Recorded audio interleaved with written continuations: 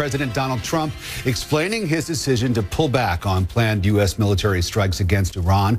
On Twitter Friday morning, he pointed to the shoot-down of a U.S. drone, saying the U.S. was, quote, cocked and loaded to strike 3 Iranian missile sites in retaliation. Mr. Trump later told NBC News that he's willing to sit down with Iran's leaders, but he also had this warning. I'm not looking for war. And if there is, it'll be obliteration like you've never seen before. But I'm not looking to do that. But you can't have a nuclear weapon. You want to talk good, otherwise you can have a bad economy for the next 3 years. Not as far as I'm concerned. No preconditions.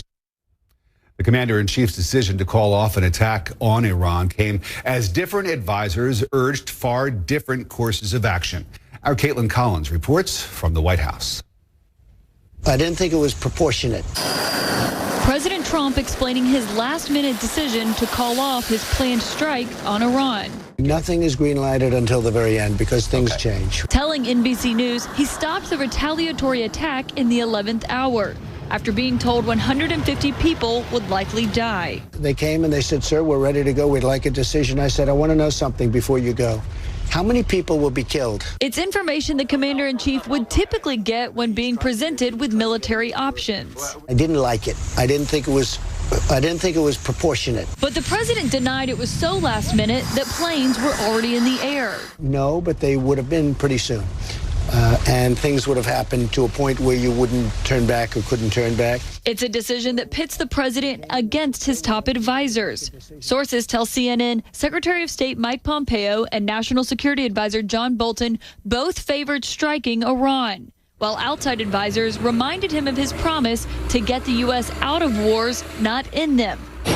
In the end, Trump opted for restraint over retaliation. Some Republicans are against Trump's retreat. It'll send a message that the red line may not be so red. While unlikely Democrats are praising the move. I don't think the people should be jumping down the president's throat for wanting to think this through and make sure that neither side miscalculates and we don't inadvertently end up in a war with Iran. Others said pulling back is a sign of the indecision in the West Wing. He should not be saying stuff like that publicly because it gives the impression of a level of indecision that I don't think is helpful to us. Now, the president announced in his tweet that the United States had imposed more sanctions against Iran Thursday night, but based on our sourcing, there have been no new sanctions imposed against Iran and none announced by the Treasury Department. Now, Treasury Secretary Steven Mnuchin did announce in a speech that if Iran continues with its activity related to money laundering and terrorist financing, there will be additional countermeasures imposed, but right now, no new sanctions have been added. We asked the White House what is behind the president's false claim about these sanctions, and so far, they have not gotten back to us. Caitlin Collins, CNN, the White House. Our Sam Kiley joins us now from the United Arab Emirates. And Sam, talk to us about reaction in that part of the world to the lack of a military retaliation on the part of the U.S. Well, the Iranians have said through their foreign ministry spokesman that whatever the decision-making process, any violation of Iranian airspace will be seen as just that, a breach of international law, and will be met as would any act of force within their airspace with what they call strong defensive capabilities. They're still stressing, as are the United States in all of this, that they don't want any kind of an armed conflict, but they are saying they're prepared for it should one come. On top of that, the Iranian parliament is due to meet tomorrow to discuss the downing of the drone and the U.S. reaction to it. Again, trying to cement public support behind this hardline approach being taken against the U.S. and their continuing sanctions against Iran. Because, Rick, this is what it all goes back to, the withdrawal of the United States from the JCPOA, the nuclear agreement signed between the United States, Iran, Britain, France, Germany, China, Russia, to put on hold, at least for 10 years, the American nuclear program. Americans walked away from that last year and imposed these very heavy sanctions, and ultimately all of these gestures being made or at least attributed to Iran, whether it's the bombing of tankers here, the downing of the drone, attacks, sporadic attacks near American personnel or compounds in Iraq, all of them are being interpreted as Iran putting pressure on the international community effectively to say, you need to talk to us, we need to come back to the table. But President Trump in that interview also saying that there'll be no conditions, as far as he's concerned, for talks with Iran. But the Iranians are saying that sanctions have to be lifted ahead of them. So they have a diplomatic impasse.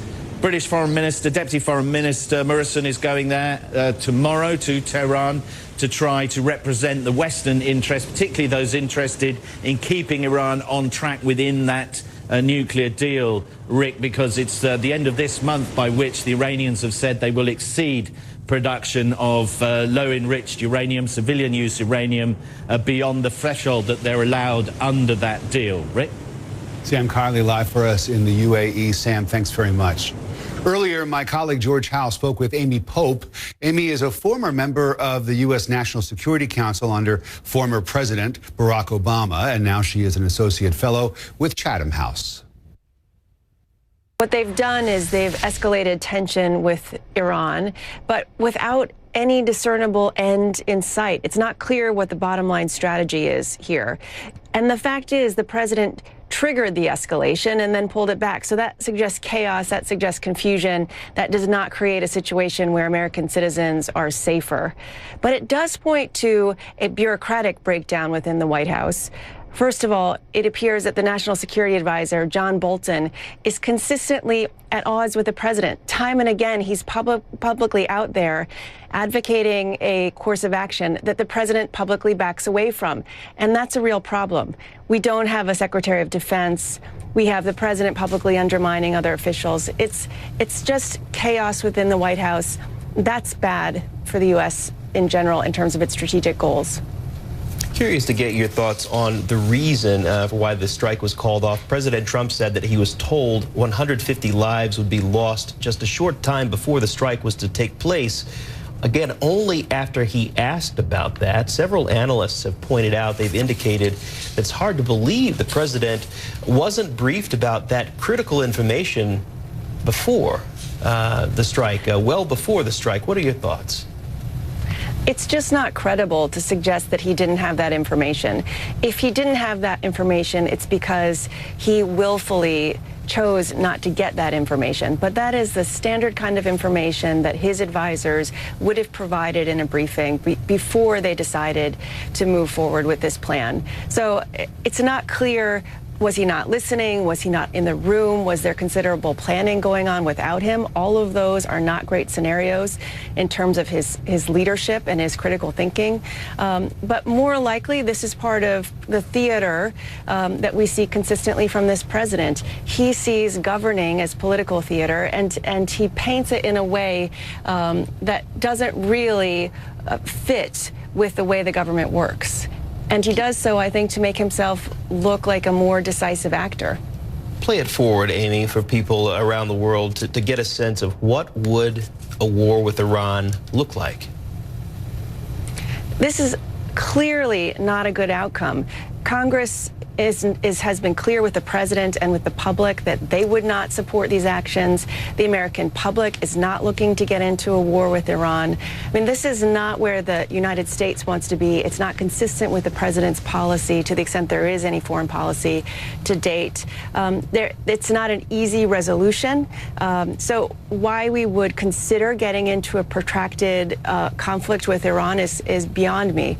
And I don't think that's where the American people are, and I think that would be a very damaging move for this president to take. But again, Iran, its proxies, how would it play out? Iran does have quite a great deal of ability in that region, doesn't it? It does. It has tremendous influence in the region. And then again, we're looking at beyond the region itself. What is the impact on Russia? You look at where China has been. China has been progressively making inroads across the world, globally extending its power. It has a significant infrastructure initiative where it is building roads and infrastructure across the world. And all this time, the United States is being distracted by something with Iran. So I think it's dangerous in terms of the actual impact in terms of the conflict with Iran. But more importantly, it's dangerous because of the channel that it opens for China to cement its influence around the world.